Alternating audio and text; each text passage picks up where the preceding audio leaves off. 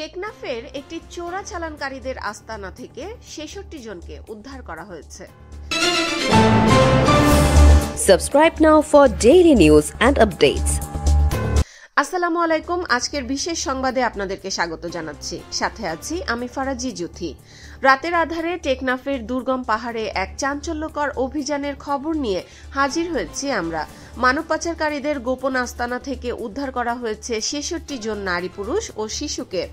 কিভাবে হলো এই দুঃসাহসিক উদ্ধার অভিযান, আর কারা ছিল এই পাচার চক্রের মূল হোতা, বিস্তারিত জানতে চোখ রাখুন আমাদের এই বিশেষ প্রতিবেদনে। বৃহস্পতিবার 18 সেপ্টেম্বর রাত ৬টা থেকে রাত 10টা পর্যন্ত এই 4 ঘন্টার এক যৌথ অভিযান বাংলাদেশ কোস্ট গার্ড এবং বাংলাদেশ নৌবাহিনী টেকনাফের বাহারছড়ার দুর্গম পাহাড়ে চালালো এই অভিযান। গোপন তথ্যের ভিত্তিতে জানা গিয়েছে বিপুল সংখ্যক নারী, পুরুষ ও শিশুকে পাচারের উদ্দেশ্যে আটকে রাখা হয়েছে পাহাড়ের এক গোপন আস্তানায়। কোস্ট গার্ডের media officer lieutenant commander Siamul Haque শুক্রবার সকালে এই খবরটি নিশ্চিত করেছেন। তিনি জানান, গোয়েন্দা সূত্রে খবর আসে যে মানব পাচারকারীরা সাগরপথে এদের মালয়েশিয়ায় পাঠানোর জন্য টেকনাফের বাহারছড়ার পাহাড়ি এলাকায় আটকে রেখেছে।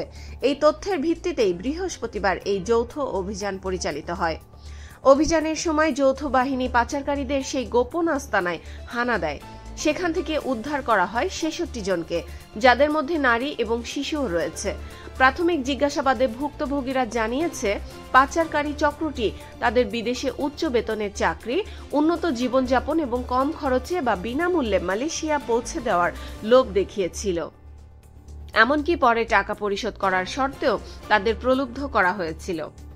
ভুক্তভোগীরা আরও জানায়, পাচারকারীরা এই দুর্গম পাহাড়ে তাদের আটকে রেখেছিল এবং সুযোগ বুঝে মেরিন ড্রাইভের কাছের উপকূলীয় এলাকা দিয়ে নৌকায় করে মালয়েশিয়া পাচারের পরিকল্পনা করেছিল। আটকে থাকার সময় তাদের ওপর চালানো হতো অমানবিক নির্যাতন এবং মুক্তিপণও দাবি করা হতো। তবে যৌথ বাহিনীর উপস্থিতি টের পেয়ে পাচারকারীরা পালিয়ে যাওয়ায় কাউকে আটক করা সম্ভব হয়নি, কিন্তু তাদের ধরতে নৌবাহিনী এবং কোস্ট গার্ডের অভিযান ও নজরদারি অব্যাহত রয়েছে। কোস্ট গার্ডের পক্ষ থেকে জানানো হয়েছে, মানব পাচার রোধে ভবিষ্যতে এই ধরনের অভিযান আরও জোরদার করা হবে। এই ধরনের খবর আমাদের মনে করিয়ে দেয় স্বপ্নের আড়ালে লুকিয়ে থাকা ভয়ঙ্কর ফাঁদের কথা।